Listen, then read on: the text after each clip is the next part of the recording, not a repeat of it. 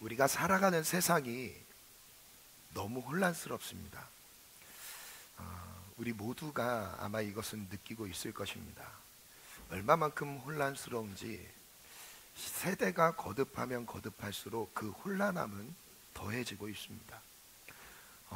점점 하나님과 가까워지는 세상이 되었으면 좋겠는데 하나님이 만드신 그 창조의 원형의 모습을 잃어버렸을 뿐만 아니라 점점 더 심각한 상태로 몰려지고 있는 것이 현실입니다. 너무 혼란스럽습니다. 여러 가지의 혼란스러움을 말할 수 있는 여러 가지 상황들이 있겠지만 가장 큰 것은 사람이 망가지고 있다는 것입니다. 사람이 망가지고 있을 때 극단적인 하나의 사건들이지만 저는 두 가지 극단적인 사건, 사고를 여러분들에게 언급해 드리고 싶어요. 그것은 마약과 자살입니다. 한번 띄워주시겠어요? OECD 국가에서 자살률이 월등히 앞서 나가고 있습니다. 이게 우리나라의 현실입니다.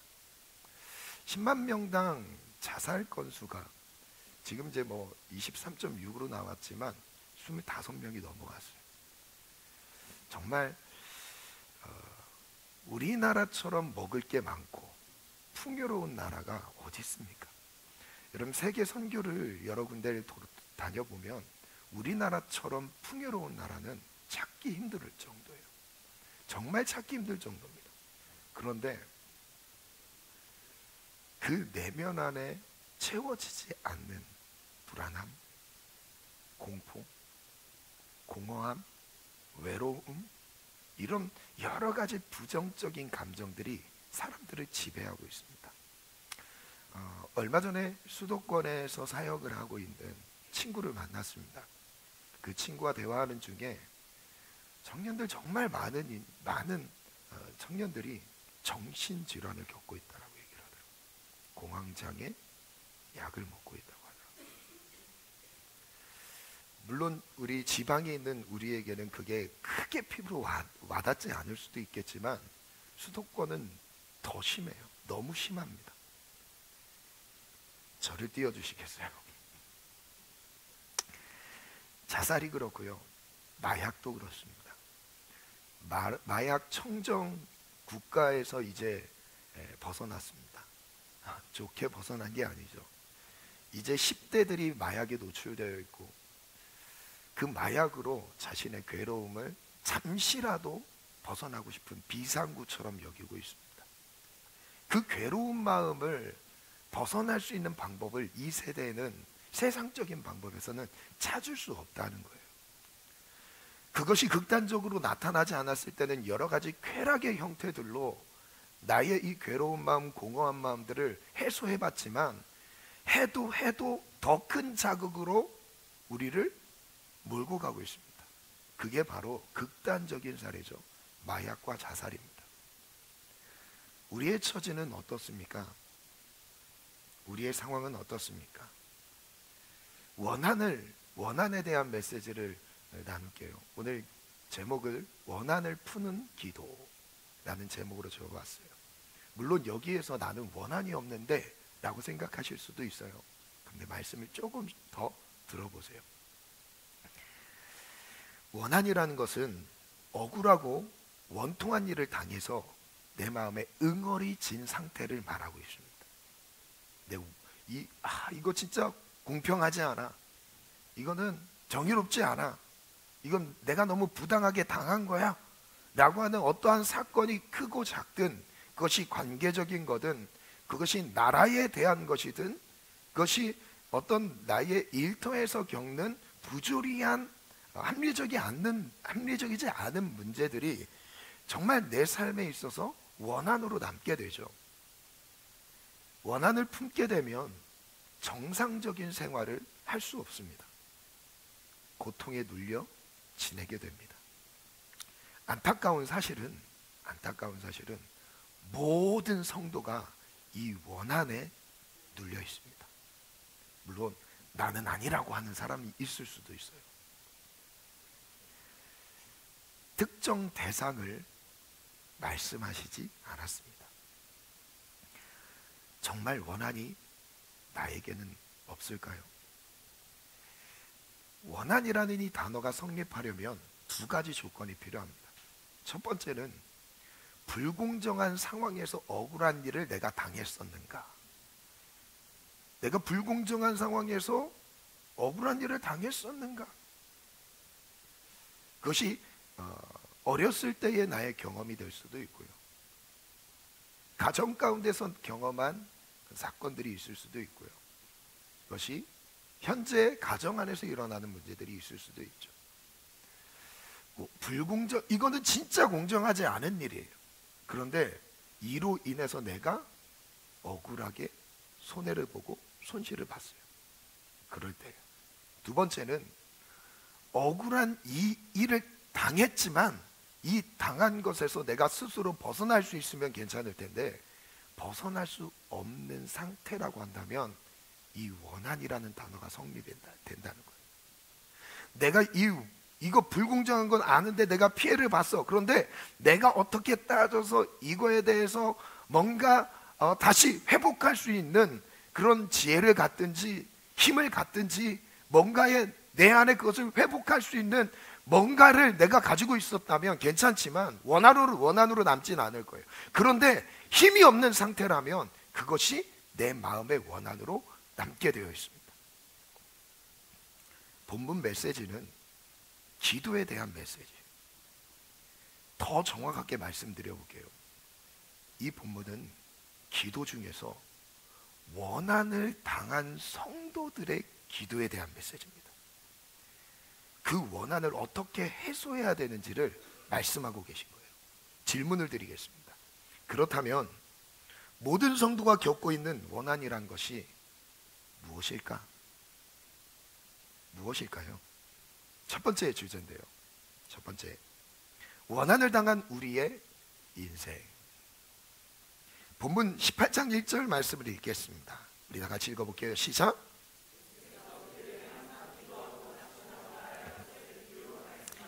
예수님께서 가르치심을 전해주고 있어요.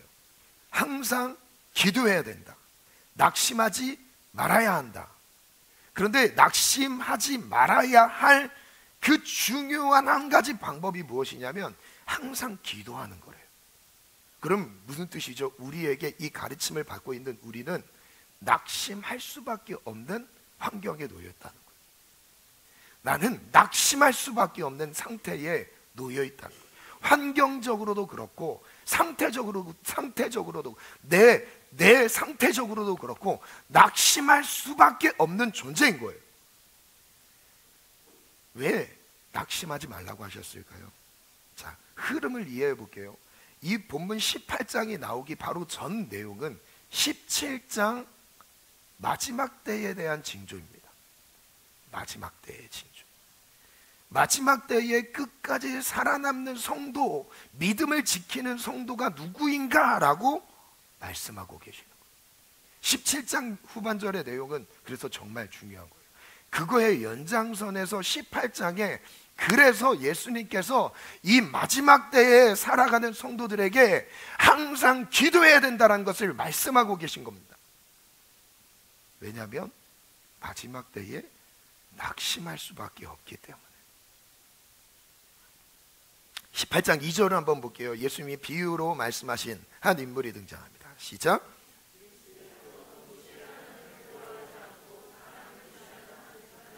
한 재판장이 등장합니다. 이 재판장의 특징을 정리해 봤어요. 이 절을 근거로 재판장은 어떤 사람이에요? 첫 번째 읽어볼게요. 시작. 이 사람은 하나님을 두려워하지 않는 사람이에요. 자신만만해요. 그리고 부러울 게 없어요. 이 땅에서 자기가 하나님이 되어버렸습니다. 두 번째 시작. 그러니까 사람을 무시합니다. 이 재판장이 등장했어요. 18장 3절을 한번 볼게요. 읽습니다. 시작.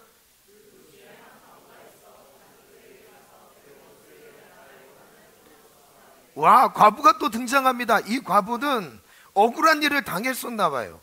말씀 안에서의 설명은 이렇습니다. 자주 그에게 가서 내 원수에 대한 나의 원한을 풀어주세요. 그럼 상식적으로 이 과부가 당한 거는 내 잘못으로 당한 피해는 아닌 거예요. 원한인 거예요. 억울한 거예요. 과부의 상황을 생각을 해볼 때 과부는 한번 띄워주시겠어요? 과부는 어떤 어려움을 겪고 있죠? 첫 번째, 시작. 원수에 대한 원한을 품고 있습니다. 두 번째, 이 과부라는 신분이 지금 이 문화에서 이해하면 안 되는 거예요. 그 당시 문화에서는 과부라는 신분은 그냥 천할 정도가 아니라 저주받은 것처럼 느껴지는 신분입니다. 얼마나 하나님께 죄가 되었으면 남편을 일찍 잃었을까라고 생각을 합니다. 그 당시 문화인 거예요. 우리 지금의 문화와 완전 다르죠. 왜냐하면 생명은 하나님께서 주관하기 때문에 이것은 누구도 도울 수 없는 아주 억울한, 신분도 억울한데 상황까지 억울해진 거예요. 나의 지금 상황도 억울하고 지금 과부라는 신분 자체도 억울한 거죠. 너무 억울합니다. 과부는 도움을 받을 수 있는 방법이 없었습니다. 남편이 없기 때문에 누구도 관심을 가져주지 않았어요. 그냥 딱 하나, 법의 보호를 받는 거예요. 과부에게 도움을 받을 수 있는 방법은 단 하나였습니다. 법이었어요. 법은 공의와 정의를 보장합니다. 그래서 법 때문에 사회적인 질서가 지켜집니다. 과부는 이 한 가지를 붙잡고 재판장을 찾아갔던 거예요. 공정하게 재판해 주세요. 저 너무 억울합니다. 공정하게 판단해 주세요. 그래서 과부는 재판장을 찾아갈 수밖에 없었습니다. 다른 방법이 없었으니까. 이것밖에 없었으니까요. 4절부터 5절인데요. 우리 같이 읽어볼까요? 시작. 그가 얼마 동안 듣지 아니하다가, 누가요? 재판장이 과부의 요청을 얼마 동안 듣지 않았어요. 왜냐하면 무시하는 사람이었잖아요. 재판장은 무시하는 사람이었어요. 그래서 이 과부의 간청을 들어주지 않았습니다. 후에 속으로 생각하되 내가 하나님을 두려워하지 않고 사람을 무시하나. 5절 시작.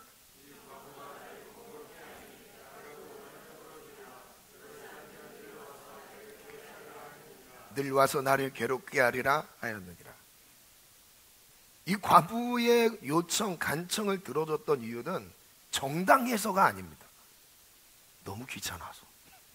안 들어주면 또 찾아오니까 너무 귀찮은 거예요. 재판장 참 불의한 재판장 딱 어울리는 것 같습니다. 과부는 매일 재판장을 찾아가서 호소했습니다. 재판장은 불편함을 느꼈습니다. 대충 편하게 지내고 싶은데 과부 때문에 너무 불편해졌습니다. 불의한 재판장은 공정하게 과부를 대하지 않았습니다. 과부를 무시했어요. 천대했어요. 불의한 재판장은 매일 찾아오는 과부의 원한을 풀어주기로 마음을 먹었습니다. 이제부터 여기서부터 예수님의 핵심적인 가르침이 시작이 돼요. 여기서부터. 우리가 당한 원한은 무엇입니까? 자, 물론 우리가 일상의 삶을 살아가면서 원한이 없는 사람이 있어요. 저는 사실 저 원한이 없습니다. 누가 저한테 뭐 잘못한 것도 사실 생각도 안 나고 있나? 잘 모르겠어요. 원한 없어요. 여러분 저와 같이 비슷하신 분들 많을 거예요. 근데 저도 여기에 포함이 돼요. 왜냐하면 이 원한의 대상이 영적인 존재이기 때문에 그래요. 자, 설명해 드릴게요. 우리가 당한 원한은 무엇일까요? 마귀는 온 인류를 죄로 묶어버렸습니다. 그 누구도 죄에서 자유할 수 없도록 묶어버렸어요. 자, 여기서 복음이 전해집니다. 잘 주목해서 들어주세요. 우리는 모두가 다 이 원한 안에 묶여 있습니다. 마태복음 15장 18절부터 19절 말씀에 보면 마귀에 의해 눌려있는 우리 온 인류의 인생이 한 명도 예외 없습니다. 목사인 저부터 시작해서 어린아이까지 모두가 다 죄에 갇혀있어요. 18절부터 읽어볼게요. 시작. 입에서 나오는 것들은 마음에서 나오나 이것들이 하면 사람을 더럽게 하느니라. 무엇이 우리를 더럽게 한대요? 씻지 않은 손으로 음식을 먹은 것이 나를 더럽게 하는 것이 아니다. 진짜 더러워지는 것은 무엇이래요? 마음에서 나오는 거래요. 마음에서. 19절. 그럼 마음에서 무엇이 나올까요? 시작.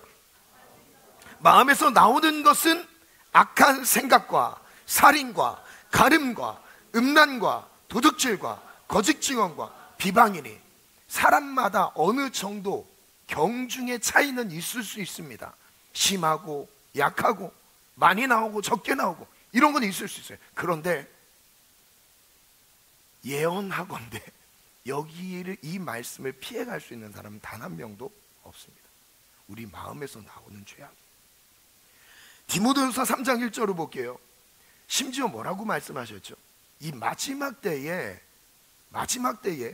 고통하는 때가 이르는데 마지막 때는 인간이 망가집니다. 진짜 말세라는 사인을 어떻게 확인할 수 있냐면, 물론 그 마태복음 24장에 아주 자세히 기록된 뭐 처처의 기근이 있고 전쟁이 있고 민족과 민족이 막 대항해 싸우고 이것도 마지막 때의 징조예요. 그러나 정말 심각한 징조는, 가장 심각한 징조는 무엇이냐면 인간이 망가지는 거예요. 인간이 회복 불능의 상태까지 망가진다. 이것이 말세이다. 물론 자연재해나 전쟁, 기아 등 많은 어려움이 있지만 가장 큰 재난은 인간이 망가지는 것입니다. 인간의 감정이 망가지는 것입니다. 물론 질병이 걸리는 것도 문제가 될 수 있지만 그건 크지 않아요. 그건 중요하지 않습니다. 영혼이에요. 심리적인 것, 정신적인 것, 창조하신 그 부분이 망가지고 있어요. 디모데후서 3장 2절부터 볼게요. 같이 읽어볼까요? 시작. 사람들이 자기를 사랑하며 돈을 사랑하며 자랑하며 교만하며 비방하며 부모를 거역하며 감사하지 아니하며 거룩하지 아니하며 무정하며 원통하지 아니하며 모함하며 사나우며 선한 것을 좋아하지 아니하며 배신하며 조급하며 자만하며 쾌락 사랑하기를 하나님 사랑한 것보다 더하여. 디모데후서 3장 2절로 4절까지는 마지막 때 인간이 어떻게 망가졌는지를 열거하고 있습니다. 가장 첫 번째는 자기를 너무 사랑해요. 지나친 개인주의. 자기의 생활 범위에서 뭔가 불편함이 느껴지면 엄청난 침해를 받는다고 생각을 합니다. 개인주의가 너무 심해졌어요. 자기를 사랑해서 그렇습니다. 이타적이지 않아요. 남을 배려하지 않습니다. 심각해요. 돈을 사랑합니다. 돈 하나면 무엇이든지 내 모든 결정은 돈에 따라 하는 세대가 되어버렸어요. 그런 세상이 되어버렸습니다. 젊은이들이요, 왜 자신의 인생을 비관하죠? 바로 돈으로 비교하고 있습니다. 평생 벌어도 아파트 한 채 못 살 만큼의 지금의 경제적인 어려움이라는 거예요. 아니에요. 행복은 그거에 달려있지 않습니다. 돈이 있다고 행복한 게 아니에요. 절대 아닙니다. 자랑하며 교만하며 비방합니다. 부모를 거역해요. 부모에게 순종하는 창조의 질서를 거스릅니다. 감사함이 없어요. 거룩하지 않아요. 정이 없습니다. 무정하며 마음을 나누는 정이 없어요. 원통함을 풀지 않으며 모함하며 절제하지 못하며 사나우며, 이런 것들이 마지막 때 인간이 망가진 상태를 보여주는 거예요. 이런 모든 죄의 배후에는 누가 있죠? 바로 마귀가 있습니다. 영적인 세계를 알아야 합니다. 우리는 너무 억울합니다. 우리는 이 마지막 때에 너무 억울합니다. 마귀에게 눌려있는 억울한 상황을 하나님의 도움으로 벗어나야 됩니다. 두 번째 주제인데요, 원한을 푸는 기도입니다. 누가복음 18장 6절로 7절 말씀인데요, 이제부터 예수님의 가르침에 본격적인 내용이 시작됩니다. 주께서 또 이르시되 불의한 재판장이 말한 것을 들으라 하물며 라고 말씀하시죠. 하나님께서 그 밤낮 부르짖는 택하신 자들의 원한을 풀어주지 않겠느냐? 그들에게 오래 참으시겠느냐? 불의한 재판장과 의로운 하나님을 지금 대비시키고 있는 거예요. 불의한 재판장도 쫄랐을 때 매일매일 찾아가서 귀찮게 했는데 그거에 대해서 반응하지 않았냐?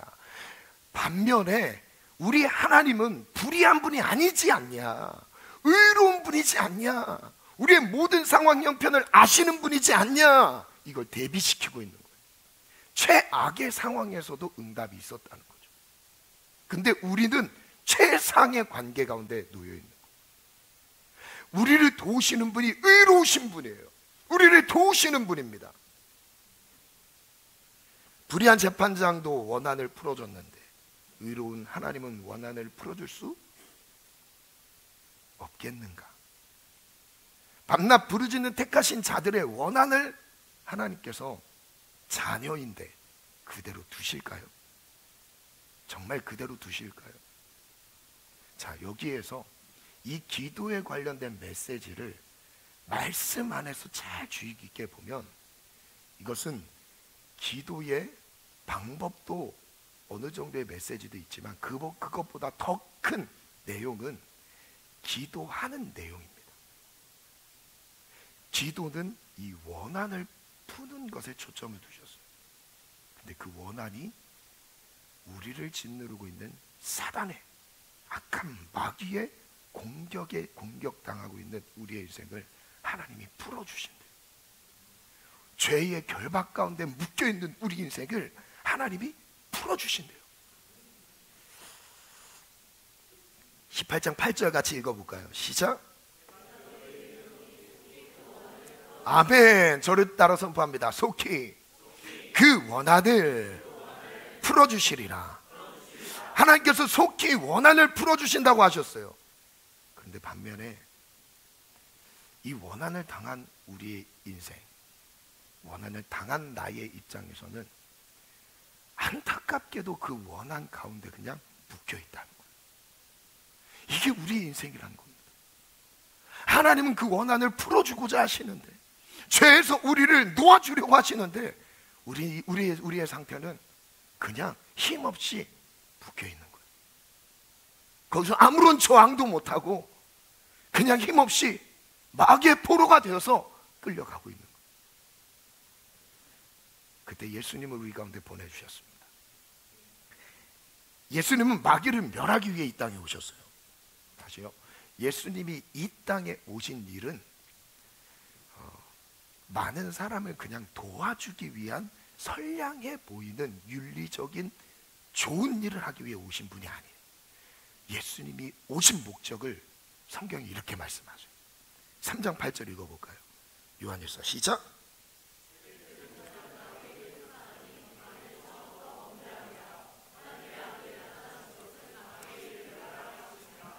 예수님이 나타나신 것은 마귀의 일을 멸하기 위해 오셨어요. 그 마귀의 일이 무엇이죠? 죄를 멸하는 거예요. 죄를 없애는 거예요. 예수님은 그것 때문에 십자가에서 죽으셨습니다. 그 죄를 우리에게 고통의 근원이 되는 거예요. 그 고통의 근원 때문에 나타나는 뿌리죠. 열매들은 우리의 삶을 괴롭히는데 우리는 그 열매들에만 너무 집중하는 거예요. 안 좋은 일, 어려운 일, 힘든 일, 이런 거에 막 집중하는 거예요. 그러나 그보다 더 본질적인 그 뿌리는 어디에 있다는 거예요? 죄에 있다는 거예요. 그 마귀의 공격에 있다는 거예요. 그것을 멸하기 위해 예수님이 오셨습니다. 사도행전 10장 38절인데요. 하나님이 나사렛 예수에게 성령과 능력을 기름 붓듯 하셨습니다. 하나님께서 이 나사렛 예수 그리스도에게 하나님의 능력, 기름 부으심을 충만하게 부어주셨어요. 그가 두루 다니며 선한 일을 행하시고, 그 다음에 읽어볼까요? 시작. 저를 따라 믿음으로 선포해 볼게요. 예수님의 등장과 함께 마귀에게 눌려있는 영혼들이 자유를 얻었습니다. 마귀는 눈에 보이지 않죠. 그래서 우리가 보이지 않기 때문에 인정 안 하려고 해요. 아니, 인정을 안 합니다. 그런데 이 마귀가 잡고 있는 이 세상은요, 결국 죄로 나타납니다. 하나님은 우리를 죄짓게 하는 분이 아니에요. 선하신 분입니다.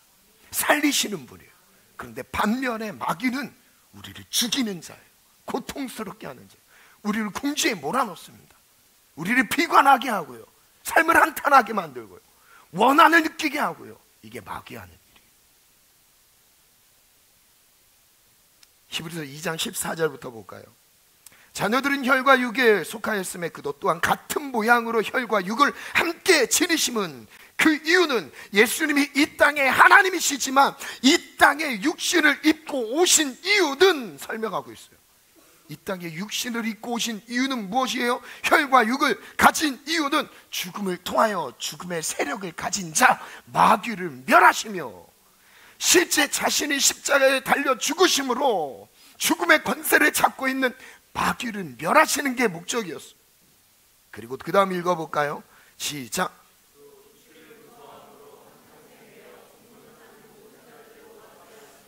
예수님은 놓아주기, 우리를 구원하는 게 목적입니다. 저는 이 두 가지를 한번 설명해 볼게요. 하나님이 우리를 사랑하시고 구원하십니다. 그런데 구원과 함께 심판이 같이 가게 되어 있습니다. 하나님이 나를 사랑하시는데 심판도 같이 있어요. 그런데 심판에 대한 이해를 정말 잘해야 돼요. 말씀을 한번 띄워주시겠어요? 요한복음 3장 16절, 여러분 다 아는 말씀이죠. 하나님이, 시작. 하나님이 세상을 이처럼 사랑하사 독생자를 주셨으니 이는 그를 믿는,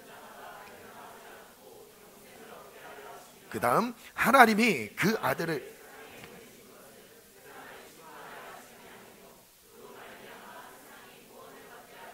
하나님은 우리를 심판하기 위한 목적으로 오신 게 아닙니다. 구원이에요. 그럼 심판의 대상은 누구냐면 마귀입니다. 마귀예요.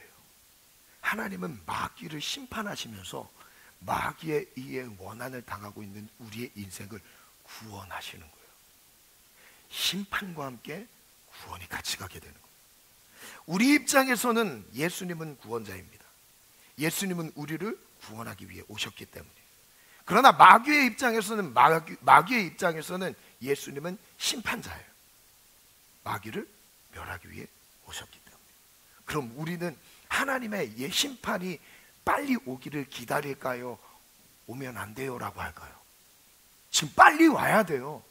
하나님의 심판이 빨리 와야 마귀를 멸하고 그 구원이 우리의 삶 가운데 완성이 되는 거죠. 우리가 예수님을 믿자마자 그 심판은 우리의 삶 속에 적용이 되는 거예요. 나를 지배하고 있던 마귀 세력은 심판을 받고 떨어집니다. 아멘. 그리고 내 영혼을 하나님이 구원으로, 영생으로 인도하시는 거죠. 그것이 죽음 이후에도 구원이 성취되는 거지만, 그 심판이 이루어지는 거지만, 내가 지금 살아있는 이 삶 속에서도 하나님의 구원은 살아있어요. 적용되고 있습니다. 예수님은 그래서 영접하는 거예요. 심판과 구원은 맞물려 있습니다. 마귀를 심판하시며 마귀에 눌려있는 우리를 구원하십니다. 원한을 당한 자들은 심판을 기다립니다. 빨리 하나님의 심판이 오기를 기다립니다. 여러분, 이렇게 심판을 착각하면 안 돼요. 심판이 지금 내가 뭐를 잘못했는지, 뭐를 잘했는지, 이런 지엽적인 부분에 있어서 심판을 이해하시면 안 됩니다. 여러분, 완벽한 사람이 어디 있습니까? 그럼 그 하나하나에 대해서 하나님도 이 죄를 지었기 때문에 지옥에 떨어진다라고 하시는 분입니까? 그런 개념이 아니에요. 더 큰 개념입니다. 마귀를 심판하는 거예요. 마귀와 그 마귀를 따는 자들이 심판을 당하는 거죠. 악인들이에요. 우리는 고통 중에, 매일매일 그 원한 관계 가운데서 끊임없는 사단의 공격을 당하고 있지만 하루하루 그 가운데서 버텨내고 이길 때로는 우리가 막 승리하면서 막 승리의 기쁨을 누릴 때도 있지만 때로는 막 밀릴 때가 있잖아요. 이기고 싶었는데 왜 계속 밀리지? 왜 이럴 때도 있잖아요. 그럼 여러분 빨리 기도하셔야 돼요. 하나님의 심판이 빨리 오시기, 예수님께서 빨리 오셔서 다시 오셔서 이 사단의 머리를 깨뜨리고 내 삶을 구원하시는 거예요. 구원은 행위에 있는 게 아닙니다. 내가 잘 뭔가를 지켜서 구원받는 인생이 아닌 거예요. 구원은 믿음의 영역이에요. 그래서 우리는 하나님의 심판을 기다립니다. 계시록 20장 10절인데요. 같이 읽어볼까요? 시작.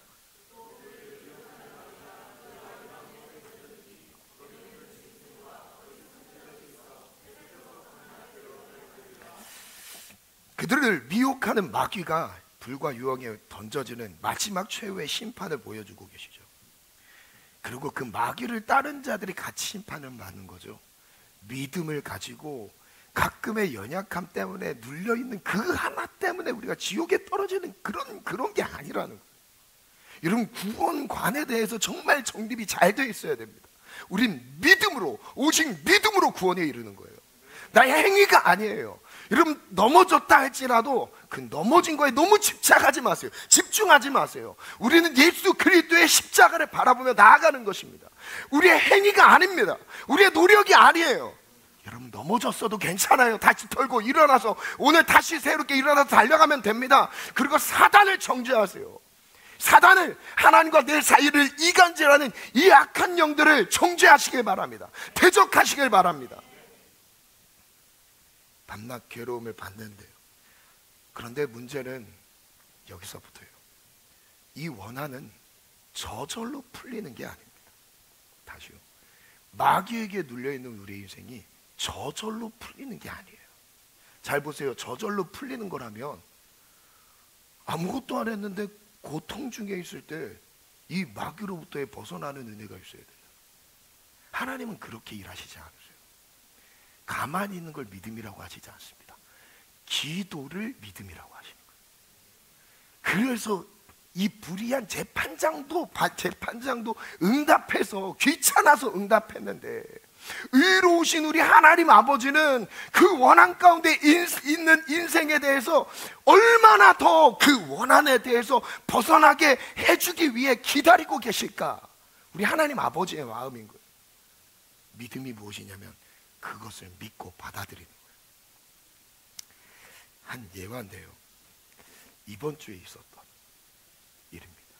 그 만화 3월 14일 오후 4시 30분 여느 날과 같이 둘째 강요 하원길을 첫째 수원이와 막내 서우와 함께 가고 있었다. 주인공은 하견지 사모입니다. 여기 없는 것 같은데, 네, 우리 키즈 아이들 차량 운행하러 갔습니다. 강유는 킥보드를 타고 나와 수원이 서우는 손을 잡고 아파트 놀이터로 가던 길이다. 어느 휠체어를 타고 있는 고등학생이 끙끙대고 있는 모습이 보였다. 어눌한 어투로 핸드폰을 잃어버렸어요.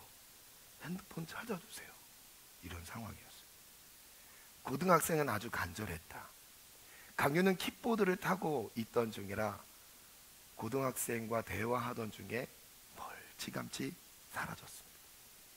그냥 먼저 가버렸어요. 그다음 수온에게 강유와 막내 서울이랑 먼저 놀이터로 가 있으라고 하고 나는 학생의 핸드폰을 찾아주는 것을 도와주기로 했다. 잠시 뒤 수온이가 돌아와서는 엄마, 강유가 안 보여. 어디로 갔는지 모르겠어. 강유를 찾으러 가야 할지 고등학생을 도와줘야 할지 모르겠습니다. 여러분 어떻게 하셨을까요? 뭐 이런 긴박한 상황이라고 느껴지지 않았을 수도 있겠죠. 물론 아내는 그렇게 느껴지지 않았을 수도 있습니다. 수호나, 강유 찾아보고 먼저 놀이터에 가 있어. 네. 학생의 핸드폰을 찾아주기 위해 100m 정도 동선을 돌아가서 찾아봤다. 하지만 핸드폰은 어디에도 없었다. 이제 그 휠체어가 왔던 길을 생각하면서 돌아가서 이제 혼자 가서 핸드폰을 막 찾았던 거예요. 학생, 핸드폰 없어요. 혹시 주머니에 있는 거 아니죠? 어떻게 됐어요? 이럴 수가. 살짝 이제 그 지체 장애가 있다 보니까 핸드폰에 손을 넣는 것도 힘든 고등학생이었어요. 그래서 어떻게 하다 보니까 핸드폰이 주머니에서 떨어진 거예요. 엄마, 강유가 진짜 안 보여. 어디 있는지 모르겠어. 소은이가 달려와서 또 말했습니다. 강유를 찾으러 가려던 순간 학생은 또다시 간절하게 부탁했다. 저기 엘리베이터까지 데려다 줄 수 있어요? 제가 지금 많이 급해서요. 그 길이 그 아파트 사이를 연결하는 그 구름다리 같은 데가 있는데 그게 울퉁불퉁합니다. 그래서 막 혼자 가는 데는 너무 어려워요. 그래서 누가 밀어줘야 그나마 갈 수 있는 그런 길입니다. 그래서 엘리베이터까지만 그래도 한 50m 이상 되는 길입니다. 갔어요. 아무도 학생을 도와줄 수 있는 상황이 아니었다. 갑자기 그림이 좀 느낌이 달라졌죠? 챗GPT의 도움을 받아서 이렇습니다. 네, 가끔 응급으로 사용을 할 때 이게 도움이 많이 되긴 합니다. 학생이 휠체어를 밀어주고 이제 강유를 찾으러 가게 되었다. 하지만 이곳저곳을 찾아봐도 강유는 보이지 않았다. 중간에 저한테 전화가 왔었거든요. 제가 교회에 있을 때. 여보 뭐해? 나 교회에 있는데? 알았어 하고 그냥 끊었어요. 강유가 없어졌다고 얘기를 안 하더라고요. 그런 다음에 전화가 울린다. 아내 핸드폰에 전화가 울렸어요. 모르는 번호로 전화가 왔다. 받아보니 관리사무소였다. 잃어버린 아들 강유가 관리사무소에서 울고 있었다. 길을 잃은 아들 강유가 강유를 안아주었다. 강유는 길을 잃은 것이 아니라 엄마를 잃어버린 것이다. 저는 그런 다음에 막 갑자기 또 전화가 와서 여보 어디야? 나 교회인데 여보 지금 한바탕 했어. 그래서 이러면서 막 한참 떠다녔었나 봐요. 강유 찾았다고. 그래서 그날 이제 이번 주 금요일이었죠. 집에 가봤죠. 갔는데 강유 얼굴이 질려 있어요.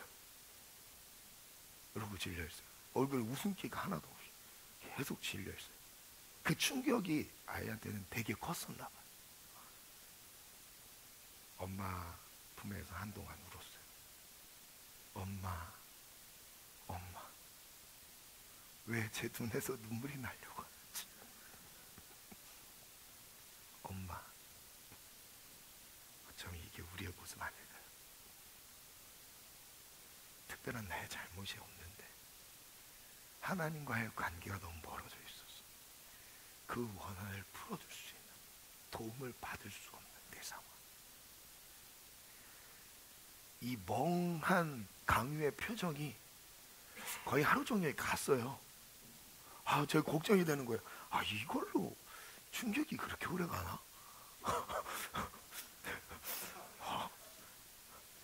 제가 티저 또 하지 마시고요. 또 걱정이 되죠. 그래.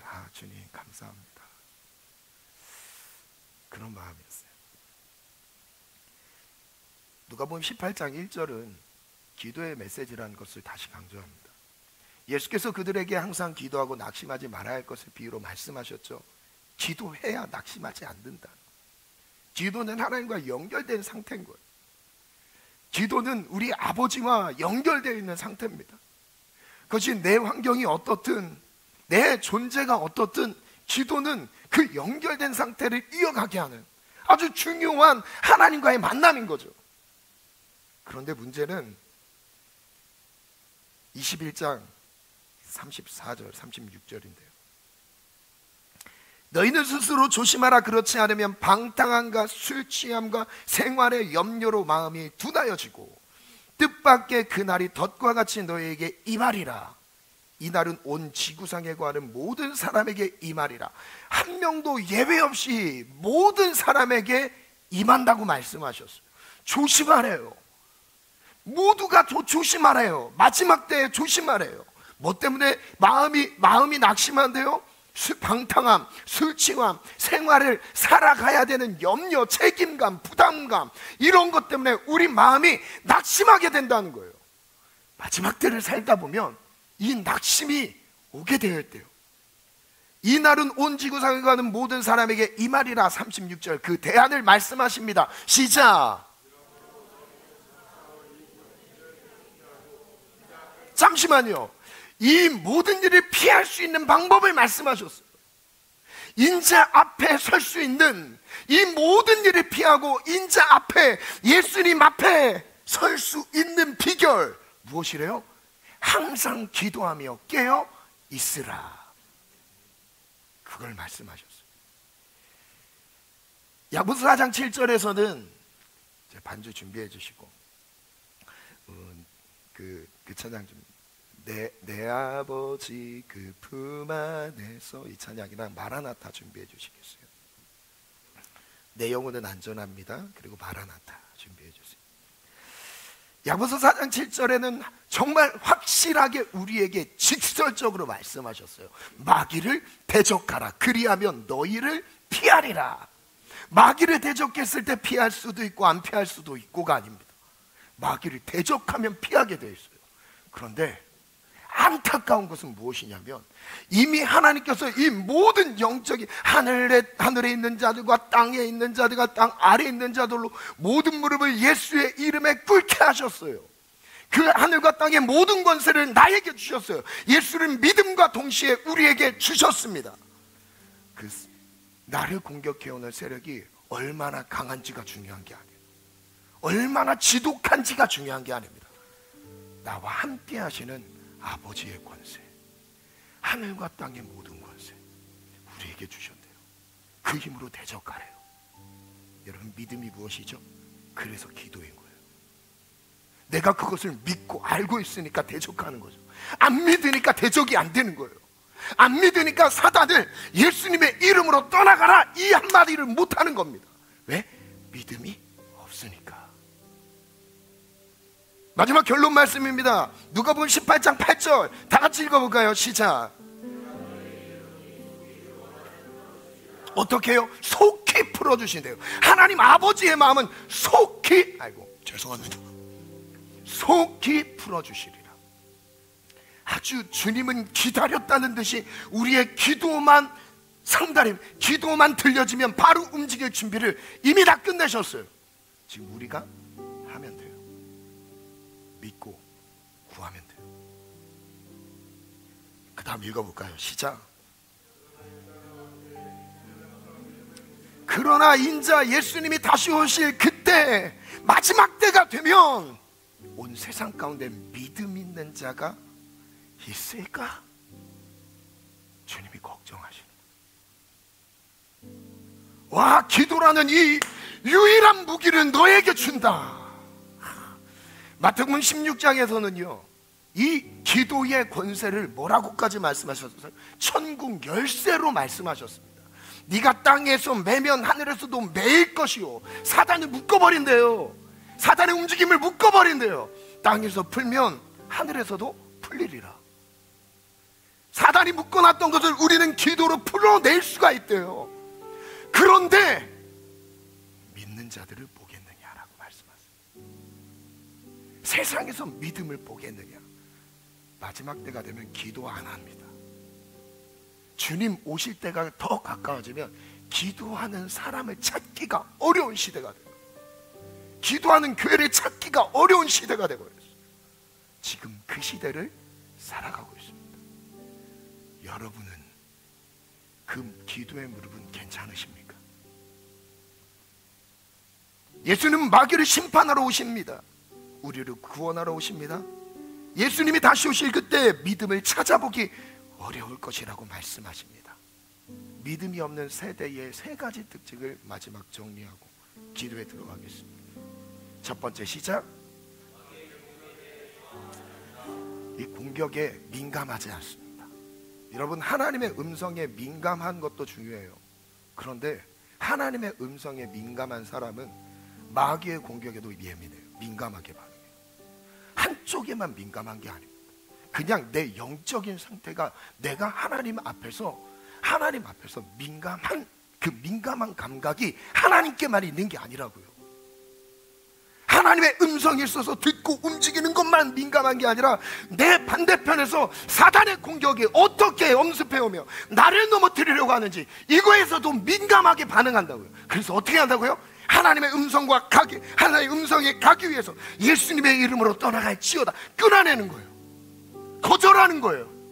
나에게 내 인생의 수많은 족쇄들, 내 인생의 수많은 방해와 장애물들, 이런 것들이 예수님의 이름으로 우리가 제거하는 거예요. 저항하는 거예요. 근데 이걸 안 한대요. 여러분, 우린 하면 됩니다. 두 번째 읽어볼까요? 시작. 그래서 기도하지 않습니다. 그래서 마지막 세 번째 시작.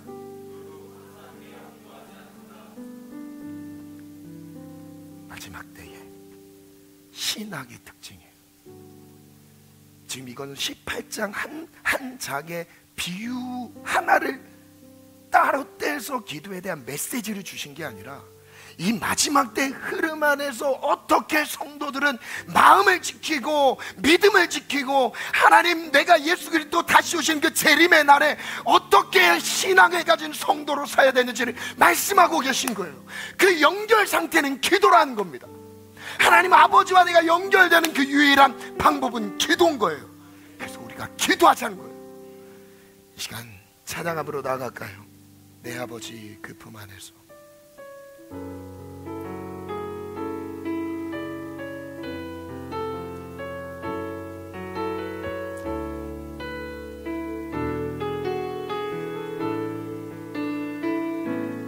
내 아버지 그 품 안에서 내 영혼은 안전합니다.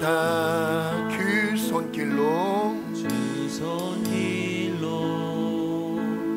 내 삶을 아으시니 그 평강이 나를 덮습니다. 우리 다시 한번 고백합시다. 내 아버지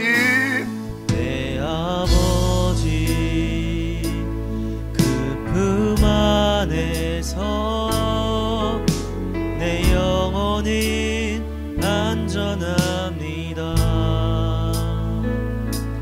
주 손길로 내 삶을 아으시니 그 평강이 나를 덮습니다. 나 비록 넘어지면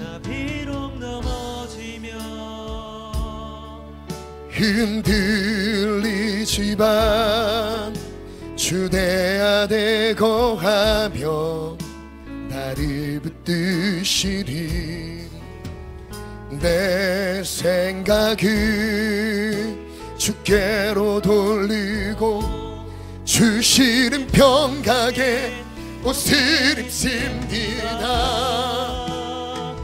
주 약속 안에서 내 영혼 평안에 내 뜻보다 크신 주님에게 나 신뢰 두려움 다 내려놓고 주님 받으시에 주 안에서 내 영혼 안전한디. 우리 다시 한번 고백할게요. 내 아버지 내 아버지 그 안에서 내 영혼은 안전합니다. 우리 두 눈을 감고 고백할게요. 주 손길로 내 삶을 안으십니다.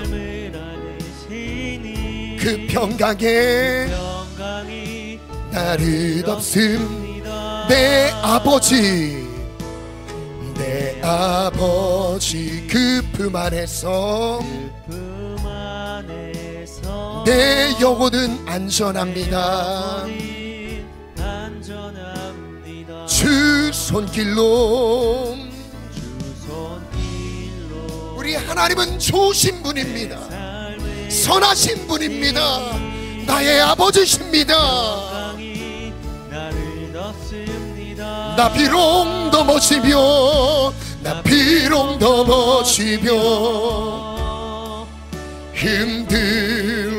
흔들리지만 주 내 안에 거하며 나를 붙드시니 내 생각을 주께로 돌리고 주시는 평강에 옷을 입습니다. 아멘. 주 약속 안에서 내 영혼 평안에 내 뜻보다 크신 주님의 계획 나 신뢰 두려움 다 내려놓고 주님만 의지해 주 안에서 내 영혼 안전한 나 비록 넘어지며 흔들리지만 우린 완벽하지 않습니다. 그래서 기도합니다. 하나님 붙잡아 주세요. 하나님 나를 붙들어 주세요. 나를 도와주세요. 하나님 나를 지배하는 모든 이 어둠의 세력들로부터 사단마귀 어둠의 영들로부터 자유를 주옵소서. 아멘. 주 약속 안에서 내 영혼 평안에 내 뜻보다 크신 주님의 계획 나 신뢰 두려움 다 내려놓고 주님만 의지해 주 안에서 안전한 주 약속 안에서 주 약속 안에서 내 영혼 평안에 내 뜻보다 크신 주님의 계획 나 신뢰 두려움 다 내려놓고 주님만 의지해 주 안에서 내 영혼 안전함. 우리 다같이 주님 찾고 기도합니다. 주여 주여 주여. 하나님 오늘 우리의 연약함을 살피시고 하나님 오늘 우리의 간구를 귀 기울여 주 우리의 모든 연약함 속에서 우리의 모든 눌려있는 상태에 주를 바라보나이다. 주의 구원을 베풀어 주시옵소서.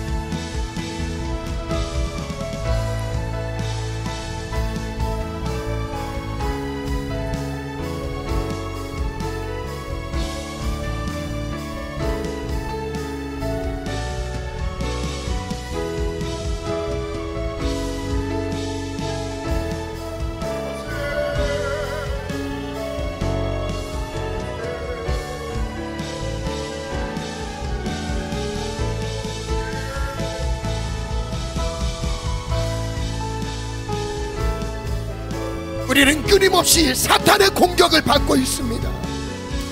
매일매일 사탄의 공격은 끊이지 않고 있습니다. 우리는 어떠한 대처도 하지 않고 있는 우리의 모습, 하나님 오늘 우리의 믿음의 눈을 열고 사단을 대적하게 했습니다. 하나님 나를 모든 원한에서 풀어주시옵소서. 풀어주시옵소서.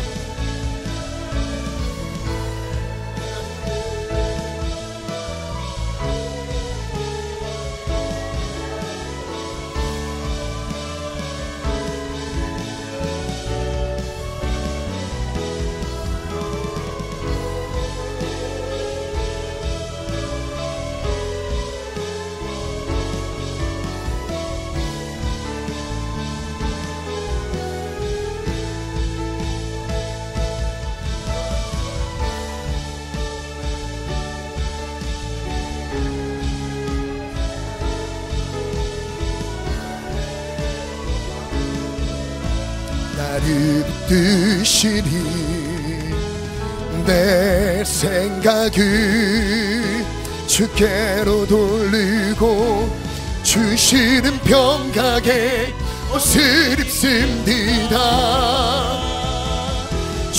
약속 안에서 내 영혼 평안 내 뜻보다 내 계획 다 신뢰 두려움 다 내려놓고 주님 받으시 주 안에서 내 영혼 안전합니다. 나 비록 넘어지며 흔들리지만 주 내 안에 거하며 나를 붙드시리 내 생각은 주께로 돌리고 주시는 평강에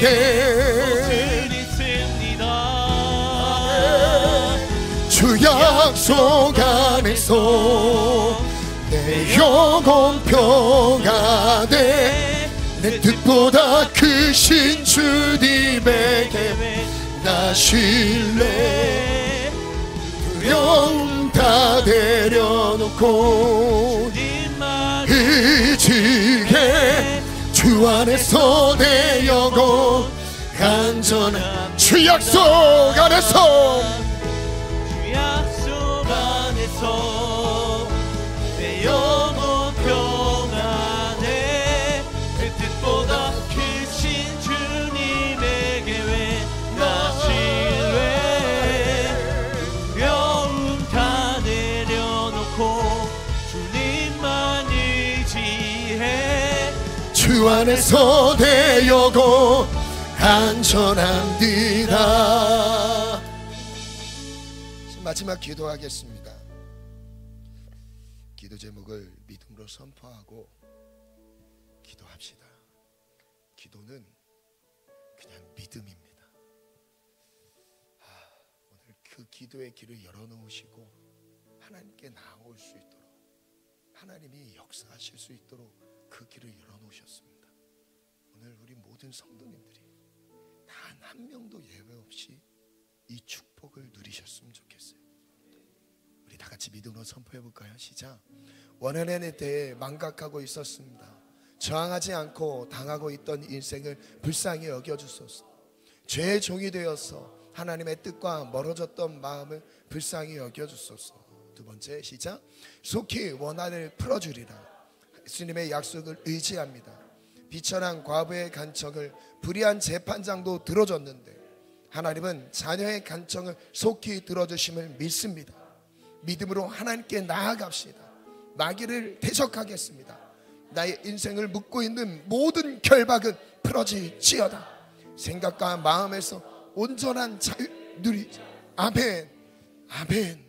왜 항상 깨어 기도하라고 말씀하셨을까요? 계속적인 용법을 쓰셨죠. 매일이에요. 우리가 항상 깨어 있으라고 말씀하세요. 쉬지 말고 기도하라라고 말씀하실 정도예요.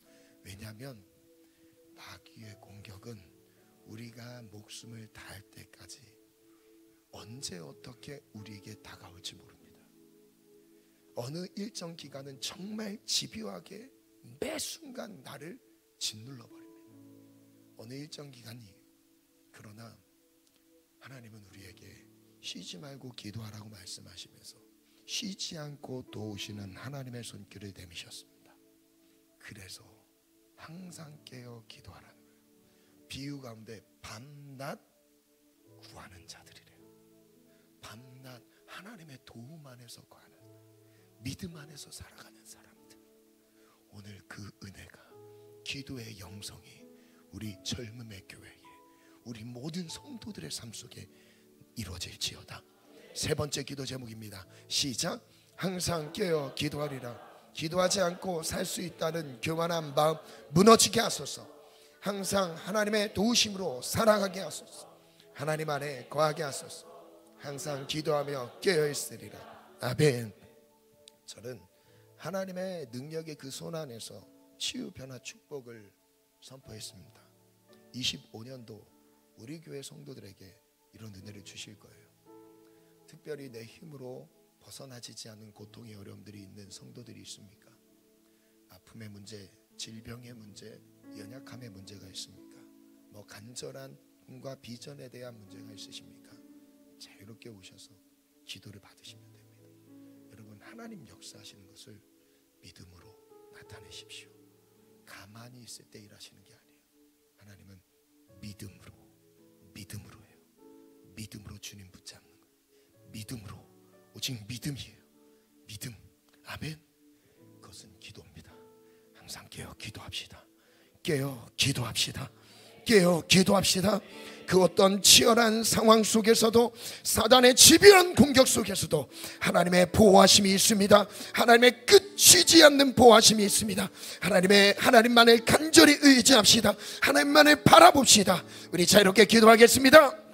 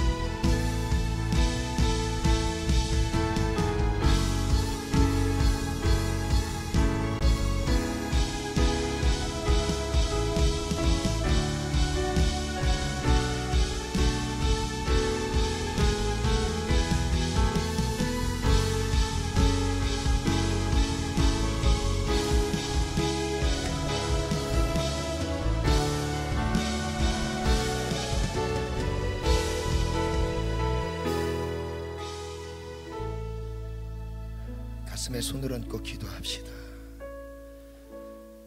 하나님은 우리를 너무 사랑하셔서 독생자 예수를 아낌없이 내어주셨습니다. 하나님께 나아갈 수 있는 길을 다 열어놨습니다. 원통한 원한을 가슴에 품고, 그리고 이것이 원한인지도 모른 채 무감각하게 살아가고 있는 우리의 인생을 불쌍히 여겨주소서. 마귀의 공격을 받고 있으면서도 무엇이 손해가 났는지 분별하지 못하고 있는 우리의 처량한 인생을 불쌍히 여겨주소서. 하나님, 내가 만약에 어떠한 손해가 있었는지, 어떠한 아픔이 있었는지, 마귀로 인해 빼앗긴 인생이 무엇인지를 알았다면 그것을 대적했을 텐데, 하나님, 거기에 내가 무지했고 무감각했음을 고백합니다. 하나님, 도와주세요. 하나님, 우리의 영혼이 더 이상 사단에게 농락당하지 않게 도와주시옵소서. 사단의 비웃음거리가 되지 않도록 지켜주시옵소서. 기도로 믿음을 나타내게 하소서. 기도하면 하나님이 일하십니다. 속히 사단을 멸하십니다. 우리의 원통함을 풀어주십니다. 우리의 빼앗긴 것들을 다시 찾아오게 하십니다. 기도가 살아나게 하소서. 기도가 회복되게 하소서. 기도하지 않고 살아가는 모든 인생은 이 마지막 때에 견딜 수가 없습니다. 하나님, 믿음이 없는 인생 견딜 수가 없습니다. 이 악한 세대 속에서 마지막 때에 깨어있는 믿음을 기도로 나타내게 도와주시옵소서. 기도로 깨어있는 모든 성도들이 될지어다. 깨어있을지어다. 하나님, 가슴의 중심에 간절히 하나님을 사랑하고 찾는 마음, 그 어떤 것도 대신할 수 없는 그 마음이 일어나게 해주세요. 주님을 사랑합니다. 밤낮 택하신 자들의 부르짖는 기도를 응답하시리라. 속히 그 원한을 풀어주리라. 이 시간 예수님의 이름으로 명하노니 마음에 쌓이는 모든 견고한 진들은 무너질지어다. 기도하지 않고도 하나님을 찾지 않고도 살아가려고 하는 이 교만한 생각과 마음은 무너질지어다. 삶에 안주하며 삶을 의지하려는 잘못된 믿음의 습성들이 무너져 내릴지어다. 하나님만을 의지하게 하시고 하나님만을 바라보게 하여 주시옵소서. 예수님의 이름으로 명하노니 우리 인생을 갉아먹고 있는 더러운 사단아, 떠나갈지어다. 사단아, 떠나갈지어다. 원수의 모든 공격들은 잠잠할지어다. 질병을 가지고 떠나갈지어다. 인생의 불안한 불행한 원한을 가지고 떠나갈지어다. 억울한 마음을 가지고 떠나갈지어다. 경제적인 모든 어려움을 가지고 떠나갈지어다. 인생의 관계 모든 막힌 것들을 가지고 떠나갈지어다. 하나님 안에 화평할지어다. 예수님의 이름으로 감사하며 기도합니다. 아멘.